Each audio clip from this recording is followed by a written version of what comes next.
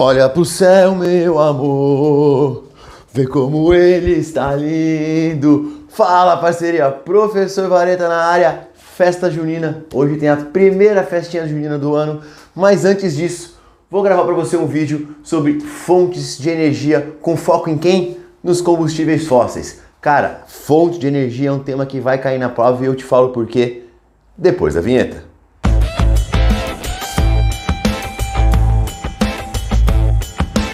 Vem com o pai moleque, porque aqui é Geo Raiz, Geografia com lousa e giz, para falarmos sobre fontes de energia. Cara, a guerra entre Rússia e Ucrânia mostrou uma dependência energética da Europa em relação à Ucrânia, justamente sobre o gás natural, que é um dos combustíveis fósseis. Isso faz com que toda a discussão sobre energia torne-se muito importante. Então eu decidi gravar uma série de vídeos sobre fontes de energia. Esse é o primeiro deles. Quem pegar a série completa fica mais encaixadinho, mas cada vídeo é sempre um vídeo independente.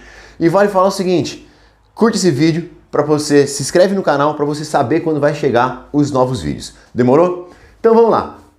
Energia é a capacidade de realizar um trabalho. É isso que meus amigos físicos costumam dizer. Pra gente aqui, a gente vai dividir as fontes de energia em dois grupos.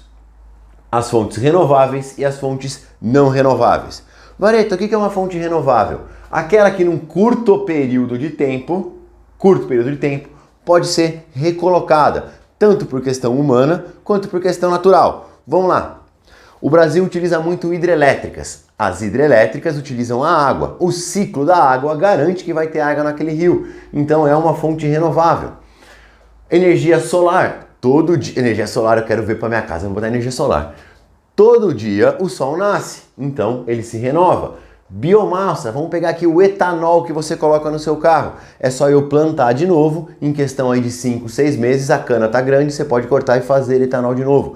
Isso são combustíveis, fontes de energia renováveis. E tem também as não renováveis, aquelas que não pode ser reposta num curto período de tempo. A formação dela é escala de tempo geológica, então não dá tempo de fazer de novo. Quando a gente fala nas não renováveis, o destaque está para o petróleo, carvão mineral e gás natural, que são combustíveis fósseis. Mas vamos lembrar que os minérios que você utiliza na energia nuclear também não são renováveis. Apesar de você ter o suficiente para usar por muito, muito tempo, eles não são renováveis. Tranquilo?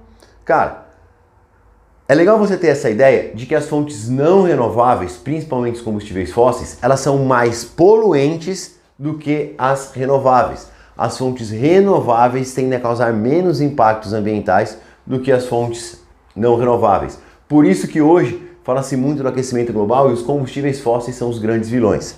Certinho? Então, vamos olhar aqui primeiro para a matriz energética. O que é matriz energética? É como a produção de energia está distribuída. Você vai ver que no mundo a gente tem 14% de energia renovável e 84% de energia não renovável. Nós utilizamos muito mais energias não renováveis do que energias renováveis no mundo. O Brasil é um dos países que mais tem energia renovável. Se a gente fosse trazer para o Brasil, estaria aproximadamente assim, ó, 45% de fontes renováveis para 55% de fontes não renováveis. Ah, Vareta, mas a gente usa hidrelétrica é renovável. Cara, a gente usa muita hidrelétrica para gerar energia elétrica, mas todo o setor de transporte ainda depende de combustíveis fósseis. Então, o Brasil tem uma fonte muito mais renovável e, consequentemente, muito menos poluente do que a maior parte do mundo. Tranquilo? Peguei meu giz Caio aqui para a gente já partir para o outro lado da lousa, que é fazer um overview, olha que inglês desnecessário, quer fazer uma visão sobre os combustíveis fósseis. E já vou dizer para você, eu tenho uma aula só sobre a geopolítica do petróleo, certo? Vou deixar o card aqui para você, uma aulinha da hora sobre geopolítica do petróleo. Ainda vou fazer uma aula maior só de carvão mineral e uma aula maior só de gás natural, mas aqui é para você ter uma noção e já vai te responder muita coisa nas suas provas. Então vamos lá, carvão mineral. Primeira coisa importante, carvão mineral se formou no processo de sedimentação de antigas áreas florestais. Então, toda a área que tem carvão mineral foi ou é uma antiga floresta.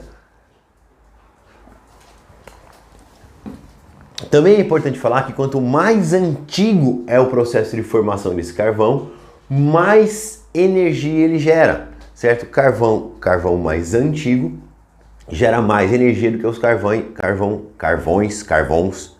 Aqui o carvão mais novo, certo? Então tem até uma classificação de carvão, mas isso fica para a próxima aula.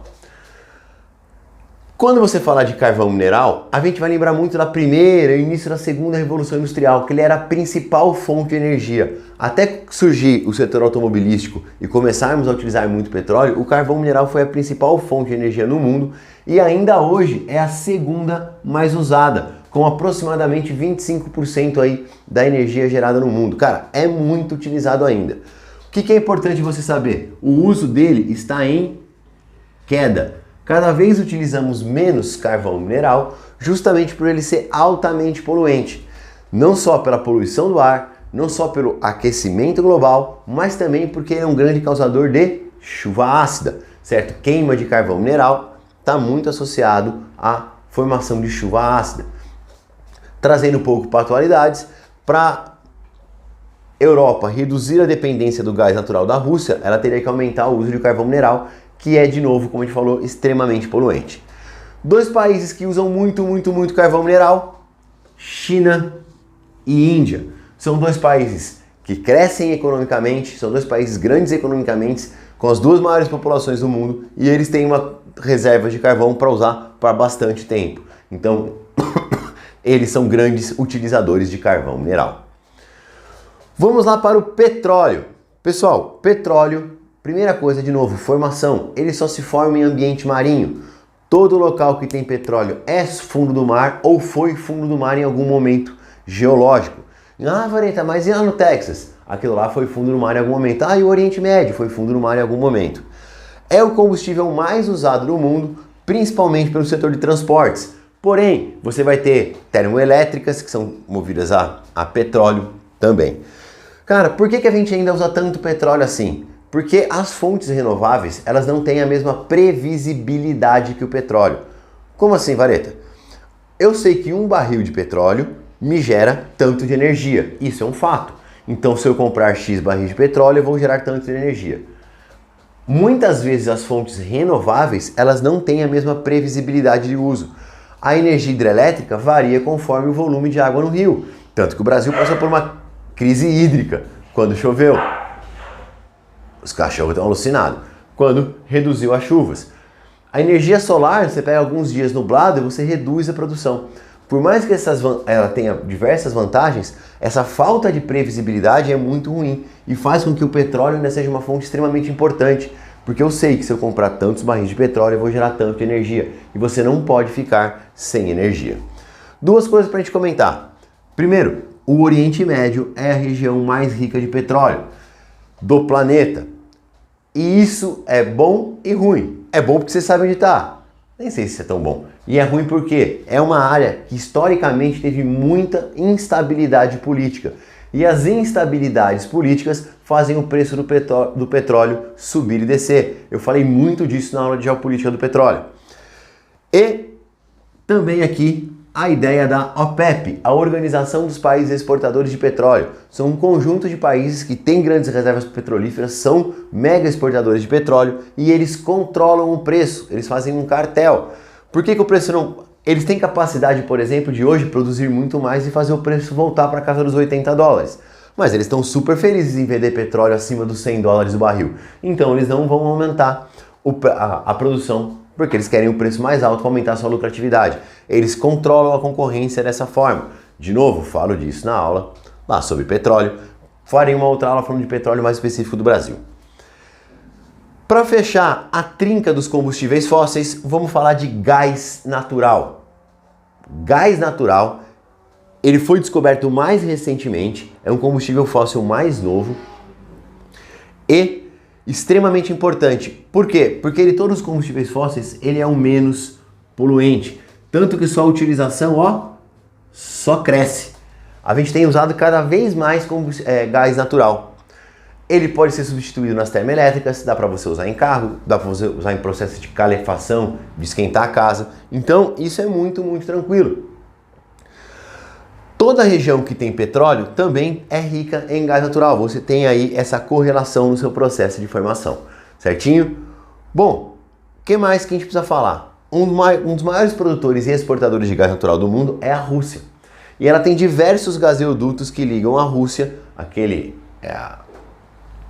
Nord Stream, ela exporta muito para a Europa e gerou na Europa uma dependência desse gás natural russo. Mesmo com toda a guerra, o gás natural não foi taxado, você não tem nenhuma punição contra o gás natural. Por quê? Porque o próprio processo de calefação das casas, que é esquentar as casas durante o inverno, é feito com gás natural na Europa. Se você não fizer isso, os caras morrem de frio, certo? A temperatura na Europa é muito, muito baixa durante o inverno.